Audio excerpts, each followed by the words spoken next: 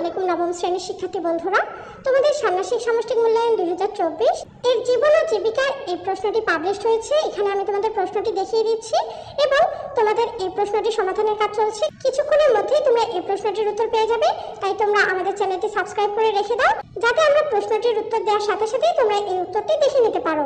চলো আমরা প্রশ্নটি দেখে নিই। এখানে একটি উদ্ভাবনীমূলক ব্যবসায়িক বিনিয়োগ পরিকল্পনা প্রণয়নের নির্দেশনা রয়েছে। নির্দেশনা অনুযায়ী প্রত্যেককে একটি পরিকল্পনা তৈরি করে জমা দিতে হবে। বিনিয়োগ ক্ষেত্র নির্বাচন ও পরিকল্পনা তৈরির জন্য দলগত আলোচনার সুযোগ থাকবে এবং এরপর প্রত্যেকে নিজ নিজ খাতায় উদ্ভাবনী বিনিয়োগ পরিকল্পনা তৈরি করবে।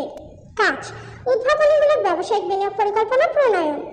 চতুর্থ শিল্প বিপ্লবের এই যুগে আমাদের জীবনযাত্রায় প্রতিদিন যুক্ত হচ্ছে নতুন নতুন প্রযুক্তি, যা দ্রুত বদলে দিচ্ছে আমাদের চাহিদার ধরন। ভবিষ্যতে সম্ভাব্য প্রযুক্তির ব্যাপক প্রভাব পড়তে শুরু করেছে সকল কর্মক্ষেত্র ও বাজারে। ফলে টিকে থাকার প্রয়োজনে জরুরি হয়ে পড়েছে সৃজনশীল ও উদ্ভাবনীমূলক ব্যবসায়িক ভাবনা।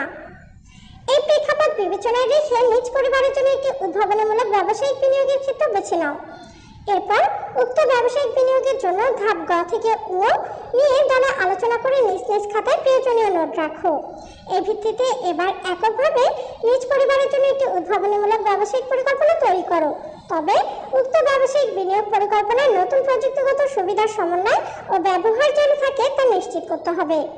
উদ্ভাবনীমূলক ব্যবসায়িক বিনিয়োগ পরিকল্পনা তৈরি করার জন্য নিচের ধাপগুলো অনুসরণ করতে হবে। প্রথম অংশ, পরিবারের জন্য ব্যবসা নির্বাচন। ধাপ ক, পারিবারিক আর্থিক পরিস্থিতি বিশ্লেষণ। প্রথমে পারিবারিক আয়ের সর্বোত্তম ব্যবহার বিবেচনা করে একটি পারিবারিক বাজেট তৈরি করতে হবে। এরপর পরিবারের আর্থিক অপচয় রোধে কি পদক্ষেপ গ্রহণ করা যেতে পারে তা উল্লেখ করতে হবে। এরপর সময়, সুযোগ ও নিজের সক্ষমতা অনুযায়ী অর্থ সংশ্লিষ্ট যেসব কাজের দায়িত্ব গ্রহণ করেছ সেগুলো তালিকা তৈরি করতে হবে। ধাপ খ, ব্যবসায়ের ধরন নির্বাচন। প্রথমে ধাপের পারিবারিক আর্থিক পরিস্থিতি বিবেচনায় নিয়ে পরিবারের জন্য উদ্ভাবনীমূলক একটি ব্যবসা নির্বাচন করতে হবে। সেটির মেয়াদ কেমন হবে, স্বল্প, মধ্য নাকি দীর্ঘমেয়াদী তা উল্লেখ করতে হবে।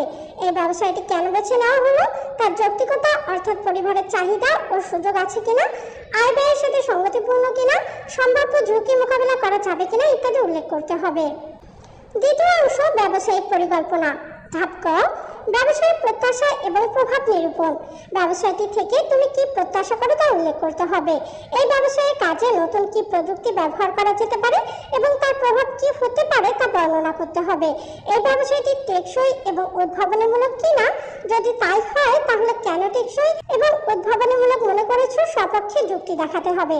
প্রাকৃতিক ও সামাজিক পরিবেশগত পরিবর্তনে এই ব্যবসায়ের প্রভাব কেমন হতে পারে তা বর্ণনা করতে হবে। ধাপ ঘয়ে, ব্যবসায়টির জন্য আর্থিক বিশ্লেষণ। সম্ভাব্য ব্যবসায়ের জন্য মূলধন কত লাগতে পারে, কিভাবে উক্ত মূলধন সংগ্রহ করা সম্ভব তা উল্লেখ করতে হবে। ব্যবসায়ের সম্ভাব্য আয় ব্যয় ও মুনাফা নির্ধারণ করতে হবে। ধাপ ও, বিপণন আইডিয়া ও গ্রাহক সেবা। উৎপাদিত পণ্য বিক্রয়ের জন্য কি কি কৌশল অবলম্বন করা হবে, বিশেষ কোনো বিপণন আইডিয়া থাকলে সেটি উল্লেখ করতে হবে। গ্রাহকের জন্য কি ধরনের সুবিধা নিশ্চিত করার পরিকল্পনা রয়েছে তা উল্লেখ করতে হবে। গ্রাহকের সম্ভাব্য প্রতিক্রিয়া মোকাবিলা করার জন্য বিশেষ কোনো কৌশল থাকলে সেটি উল্লেখ করতে হবে। গ্রাহক সেবার সাথে জড়িত নতুন কোনো প্রযুক্তি সহায়তা নেওয়া সম্ভব কিনা, সেক্ষেত্রে কি ধরনের সুবিধা এবং কিভাবে তা নেওয়া যেতে পারে তা বর্ণনা করতে হবে। শিক্ষার্থীরা, আমরা এখানে তোমাদের প্রশ্নটি দেখিয়ে দিলাম, একটু পরেই আমরা তোমাদের সমাধান দিয়ে দিব।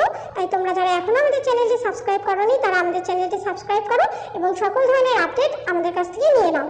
ধন্যবাদ।